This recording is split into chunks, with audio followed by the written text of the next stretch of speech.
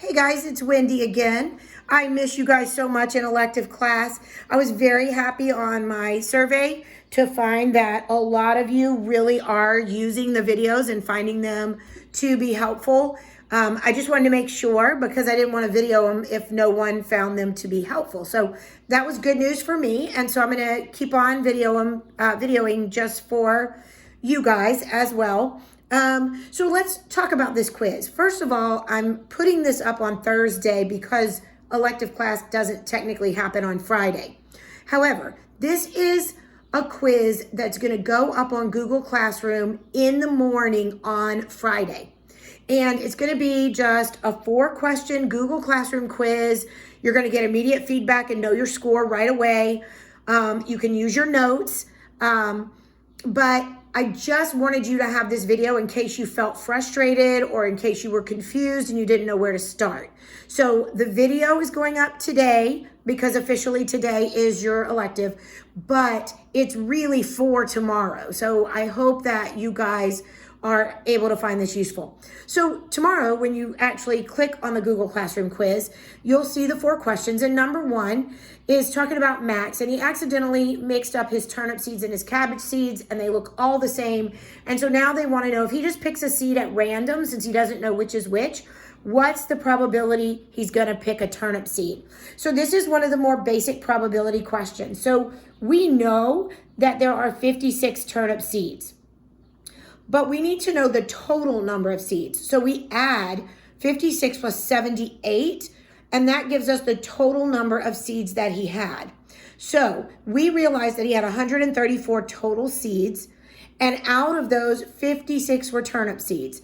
So in order to solve this probability, you're just going to divide the number of turnip seeds, which you know, by the number of total seeds, which you now know, and then that's going to give you the fraction, and you're going to go ahead and divide it. For number 2, it says that we have this school and 38% of its incoming students own a smartphone and a tablet. What percentage of students own the smartphone that also own a tablet if 84% own the smartphone? So basically that's a lot of words, but we know for a fact that 84% of the students coming into the school own a smartphone. Okay, and we know that 38% own both a smartphone and a tablet. So we want to know what percent owns a smartphone and a tablet out of those 84%, right? Because that's out of the total school population. So that's not our answer. We want to know what is that out of the total number of students that own the smartphones only, okay? So we want to take this is the formula. And so it's the probability of both of them happening divided by the probability of just the smartphone, because that's what we're being given, that we definitely want to know the ones that already know we know they have a phone. So that means that 38% of the 84% are the ones we're talking about. So 38% divided by 84% is how we're going to find what percentage of students own both if 84% own the smartphone. All right. Number 3. For number 3, if 2 events, A and B, are independent, then which of the following is always true about their probabilities? Okay, so this is something that we talked about, and it is number 4 on the 4-1 work time. So on April 1st work time, even if you only did 1 through 3 that day, the answer key's up. And so you should be able to easily find that one.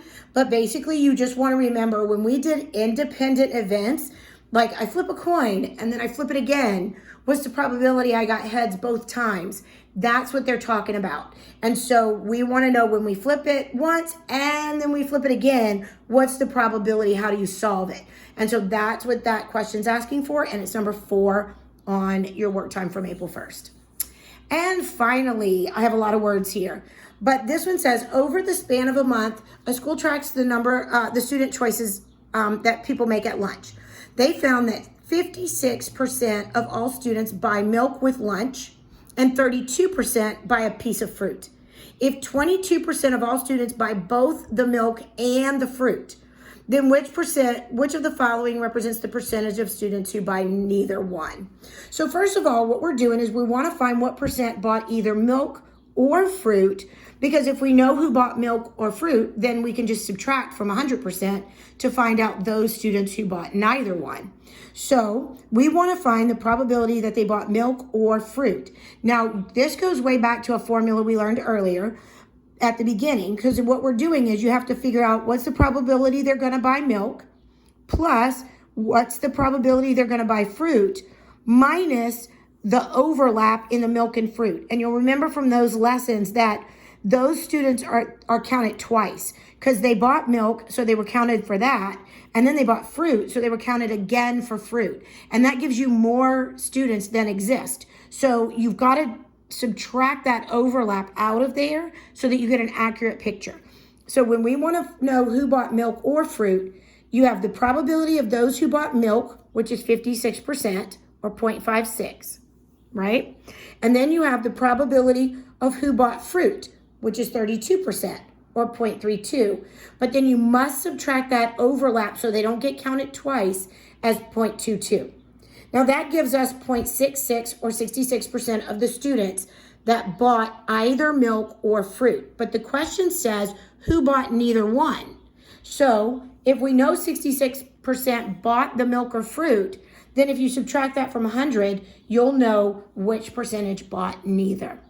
I hope you found that helpful, and I look forward to seeing some awesome perfect scores on this quiz. Make sure that you take that quiz. You have until Monday to get it in on time, but that's because it's a Friday and I always give you 24 hours, and that would make it a Saturday. So instead, you have from Friday morning all the way until Monday. Get it done and finished as soon as you can, and then get started on your review. The review is not for a grade. The review is going to go up with the answer key at the same time, because this is just to give you an idea of what your test is going to look like.